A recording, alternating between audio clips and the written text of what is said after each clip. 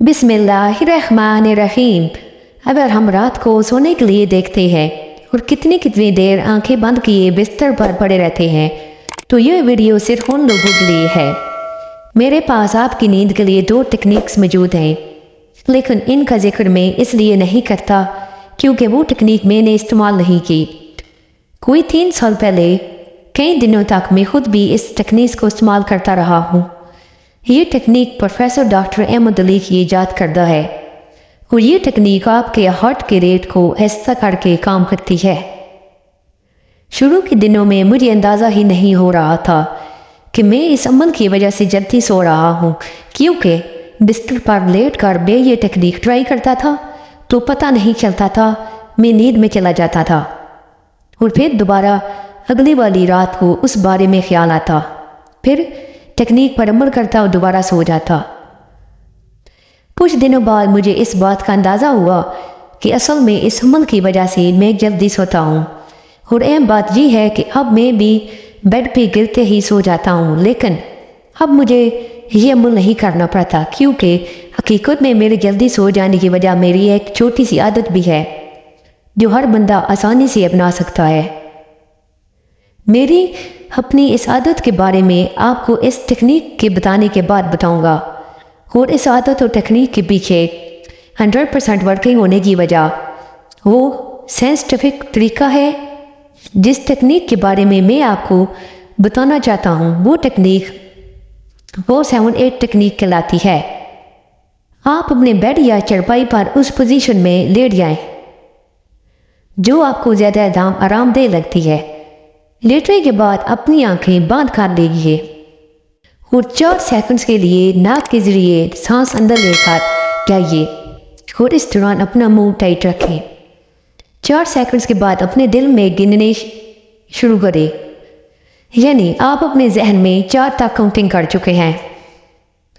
4 second तक नाक के जरिए सांस अंदर खींचने के बाद अपनी सांस को अंदर ही रोक लीजिए। इसके बाद 7 सेकंड तक सांस को अंदर रोक कर रखिए, यानी अपना मुंह और नाक बंद रखें कि सांस बाहर ना निकलने पाए। 60 सेकंड्स के बाद आप अपना मुंह खोल दीजिए और फिर अपनी सांस को आहिस्ता आहिस्ता 7 सेकंड्स में मुंह के जरिए खारिज कर दें। इसके बाद दोबारा 4 सेकंड्स कितने गिनने तक नाक के जरिए सांस अंदर लें। 7 सेकंड तक सांस को अंदर ही रोक के रखिए और फिर आहिस्ता आहिस्ता 7 सेकंड्स में अब मुंह के जरिए निकाल दें और इस अमल को दोहराते रहें। दरमियान में वक्फा नहीं होना चाहिए।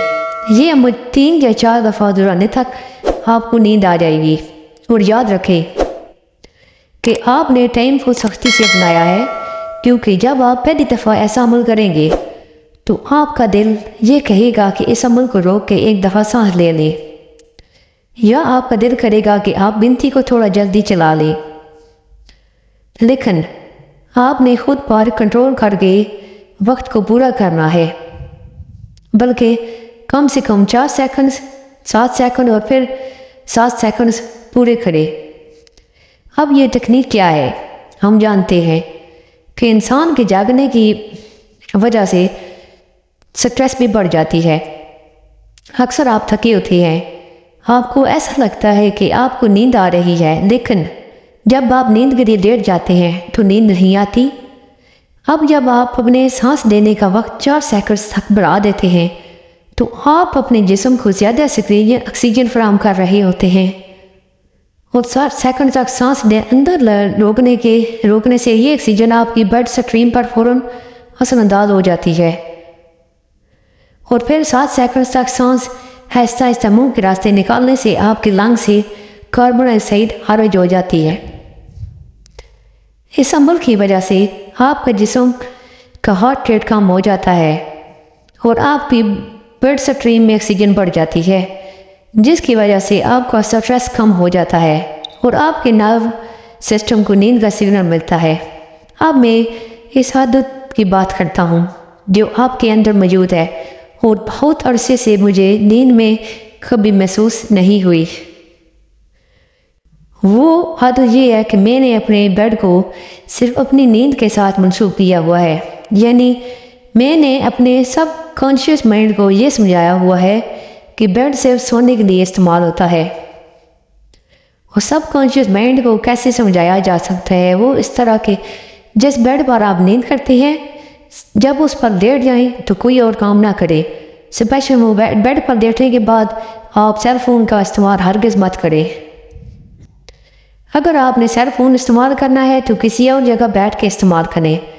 آپ کسی کرسی پر بھی بیٹھ سکتے ہیں یا کسی روم میں جا کر بیٹھ سکتے ہیں، لیکن اپنے نیند والے بیڈ پر اس وقت لیٹیں جب آپ نے سونا ہو اور کوئی کام نہ کرنا ہو. اس طرح آپ کا لاشعوری دماغ سمجھ جائے گا کہ یہ جگہ صرف نیند کے لیے ہے. آپ جیسے ہی وہاں جا کے لیٹیں گے آپ کو نیند آنا شروع ہو جائے گی. اصل میں اگر آپ نیند سے پہلے موبائل فون کا استعمال کرتے ہیں تو اس سے بلیو لائٹ خارج ہوتی ہے جو آپ کی باڈی میں میلاٹونن کی پروڈکشن کو روک دیتی ہے. میلاٹونن ایسے ہارمونینز ہیں جو ہماری باڈی میں نیند سائیکلز کو کنٹرول کر رہے ہوتے ہیں. میگاٹونز کے کم ہونے سے بندہ سٹریس کا شکار ہو جاتا ہے. اگر یہ ویڈیو اچھی تھی تو پلیز لائک کر دیں، اور اگر آپ اس چینل پر نئے ہیں تو پلیز سبسکرائب کر دیں تاکہ آئندہ اپلوڈ ہونے والی ویڈیو آپ تک پہنچ سکے. شکریہ. السلام علیکم.